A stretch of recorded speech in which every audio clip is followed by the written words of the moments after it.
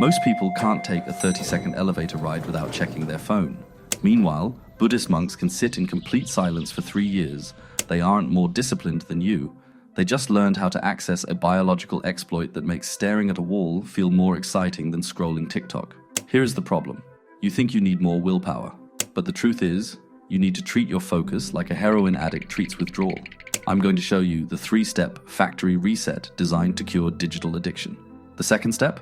It's a protocol that lasts exactly 24 hours. Most people are too terrified to even try it. They say it feels like psychological torture. But if you can survive it, simply doing your work will feel like playing a video game. Here is how to do it. Chapter 1. The fried circuit. You've heard of dopamine, the feel-good chemical, the reward molecule. Wrong. Dopamine isn't about feeling good. It's about wanting more. It's the voice that says, one more video, one more scroll, one more bite. In the wild, this kept you alive. You needed that voice to chase the mammoth, to find water, to survive. But here's the problem. Big companies have hacked that system. Video games, TikTok, porn, sugar. These aren't normal rewards. They're supernormal stimuli. You aren't just scrolling. You are carrying a drug dealer in your pocket. A dealer who never sleeps. He knows exactly when you're lonely. He knows exactly when you're bored.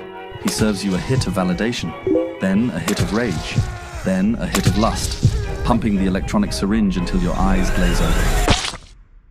Disgusting. Terrifying even. But here's why it works. They hijack your brain's reward system and crank it to 1000%. Your brain can't handle that, so it fights back. Imagine your brain has a volume knob. Normal life, work, reading, talking. That's a volume 5. It's pleasant. Then you pull out your phone. Boom! Volume 100. Your brain freaks out. Too loud. So it turns down its own sensitivity. It burns off receptors. This is tolerance. But here's the catastrophic problem. When you put the phone away, your brain is still turned down. So now, that work project, that study session, they aren't a volume 5 anymore. They're a volume 0. They don't register. They feel like eating cardboard. You perceive this as boredom or laziness. You're not unmotivated. You're chemically numb.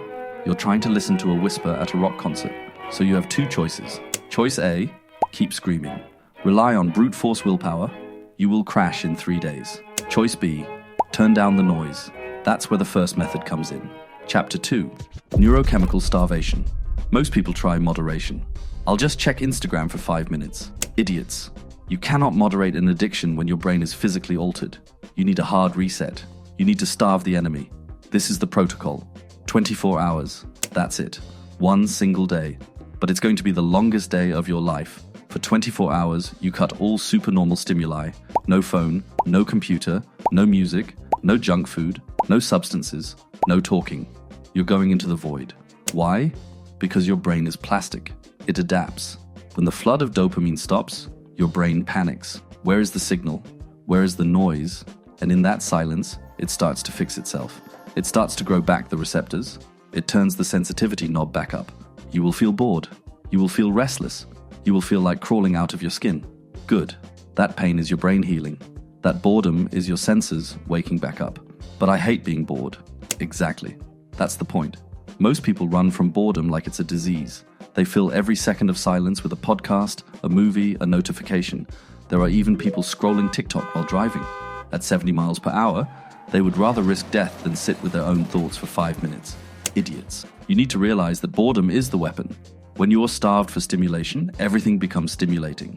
Cleaning your room feels like an adventure. Writing an essay feels almost fun. You lower the floor, so the ceiling feels higher. This is the secret of the monk mode you see online. It's not about being spiritual. It's about manipulating your baseline.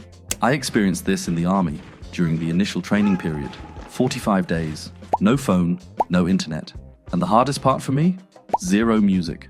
I had a pen and a notebook. Since I couldn't scroll, I had to think. I brainstormed 100 ideas. One of them was to start this channel. BetterU found its start in the dopamine vacuum. For 45 days, I existed in silence. When I finally went home and put my headphones in, I transcended. It was the same song I'd heard 1,000 times. But this time, my brain lit up like fireworks. I wanted to cry. I was high on sound. That is dopamine detox in action. I had unintentionally lowered the floor. So a simple melody felt like a symphony. But I can't do a 24-hour fast. I have a job. I have responsibilities. My boss will fire me. Do it on a Saturday. Do it on a Sunday. Do it on a holiday. If you can't find one single day to save your brain, you don't have a time problem, you have a priority problem. The 24-hour fast works, but it's the minimum effective dose. 9 years ago, an anonymous post appeared on 4chan. It outlined a 7-day protocol, a full neurochemical reset. The post went viral.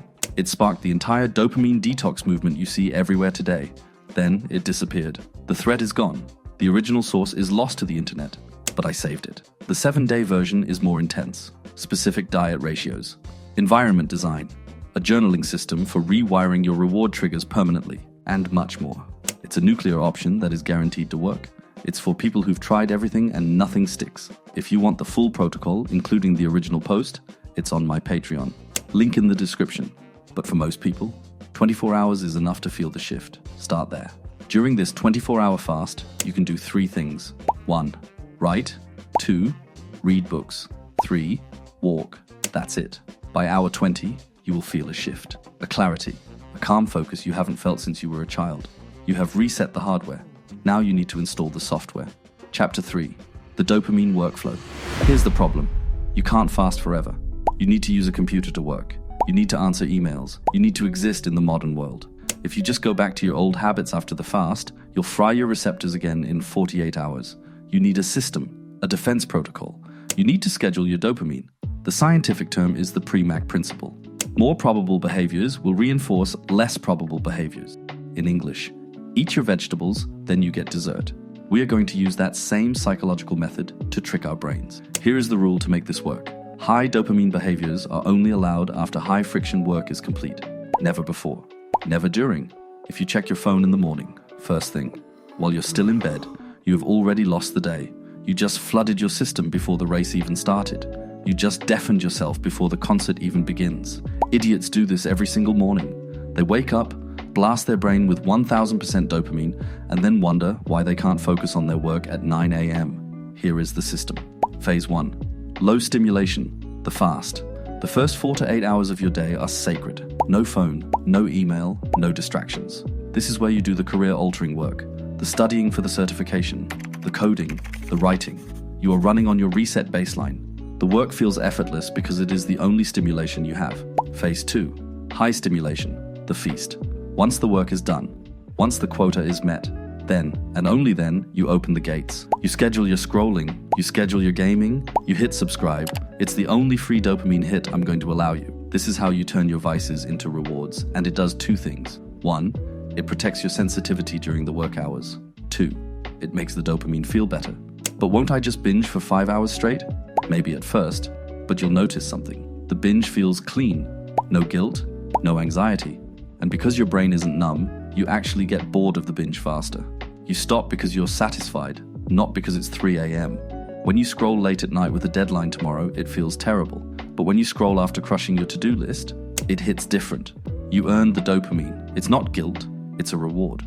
Now, to make this actually work, you need a way to track it. You need an external brain, something that tells you what to do so you don't have to think about it. Notion, Obsidian, ClickUp, a paper notebook. Doesn't matter. The best productivity tool is the one you actually use. I use a simple printed tracker for this. Task 1. Deep work, 4 hours. Reward, 1 hour screens. If the box isn't checked, the reward doesn't exist. By the way, I put all of this into a 1-page tracker you can print. The 24-hour fast checklist, the Premack Principle planner, and the daily dopamine workflow I just explained. Link in the description. It's free. Treat your life like a video game. You don't unlock the next level until you beat the boss. You don't get the loot until you kill the monster. Build this into your workflow. When you do this, something terrifying happens. You start to surpass people who are smarter than you. You start to overrun people who have more talent, because while they are fighting their own brains, fighting the fog, fighting the urge to scroll, fighting the numbness, you are operating in clear air. They are running through mud. You are running on a track. The work didn't change, but you changed the machine doing the work. Chapter 4. The Ghost in the Machine. There is one final trap. You reset your brain. You feel the energy. You sit down to work, and you start learning. Reading, studying, grinding. But something's wrong. You're still slow. Here's the thing. Dopamine gives you the energy to work. It doesn't teach you how to work smart. You fix the engine, but you're still driving with the brakes on. Your brain has exploits, loopholes that make learning feel like cheating. The same hacks medical students use to memorize thousands of terms. that fighter pilots used to master million-dollar machines in months. That's why I made this video breaking down the 3 brain hacks that let you learn 10 times faster.